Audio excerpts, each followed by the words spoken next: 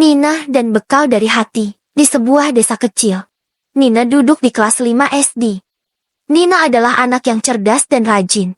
Tapi hidupnya penuh keterbatasan. Ayahnya sudah lama meninggal, dan ibunya bekerja sebagai buruh cuci untuk menghidupi Nina dan adik kecilnya Rani.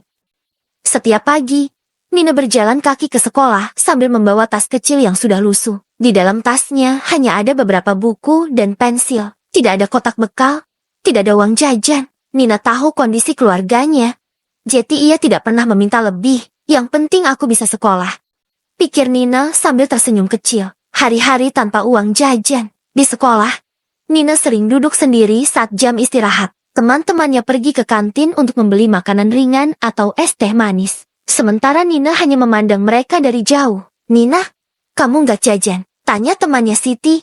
Suatu hari, Nina hanya menggeleng sambil tersenyum. "Aku kenyang kok. Tadi sudah sarapan," jawabnya. Padahal, yang dimakannya tadi pagi hanya setengah potong singkong yang ia temukan di dapur. Setelah itu, Nina pergi ke pojok halaman sekolah, duduk di bawah pohon besar sambil membaca buku. Ia berusaha mengalihkan rasa laparnya dengan belajar, berharap suatu saat ia bisa mengubah nasib keluarganya. Cobaan yang berat. Suatu hari, sekolah mengadakan acara olahraga. Semua murid diminta membawa uang untuk membeli seragam olahraga baru. Nina pulang ke rumah dengan hati berat. "Bu, Nina disuruh bawa uang seragam olahraga, 50.000. Kata Nina dengan suara pelan. Ibunya terdiam. Wajahnya terlihat lelah setelah seharian mencuci pakaian. "Nina, ibu belum punya uang sekarang. Bisa nggak ditunda sampai minggu depan?" Nina tahu itu mustahil. Guru sudah bilang batas waktu pembayaran hanya 3 hari. Jadi ia hanya mengangguk dan berkata, "Iya, Bu.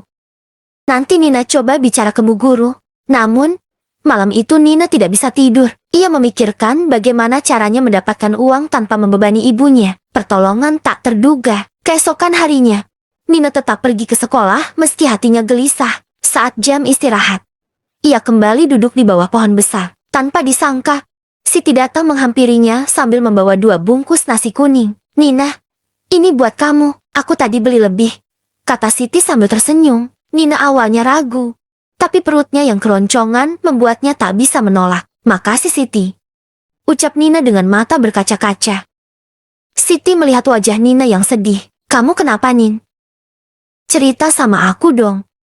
Akhirnya, Nina menceritakan tentang uang seragam olahraga yang ia belum punya. Siti mendengarkan dengan serius, lalu berkata, "Nina, jangan khawatir, kita pasti bisa cari jalan." Kekuatan persahabatan. Tanpa sepengetahuan Nina, Siti mengumpulkan teman-temannya dan menceritakan masalah Nina. Mereka sepakat untuk membantu dengan cara sederhana. Beberapa teman mengumpulkan uang receh dari sisa uang jajan mereka, dan dalam waktu 2 hari, mereka berhasil mengumpulkan cukup uang untuk membayar seragam Nina. Pada hari terakhir pembayaran, Siti memberikan amplop kecil kepada Nina. "Ini dari kami semua, jangan bilang gak mau ya.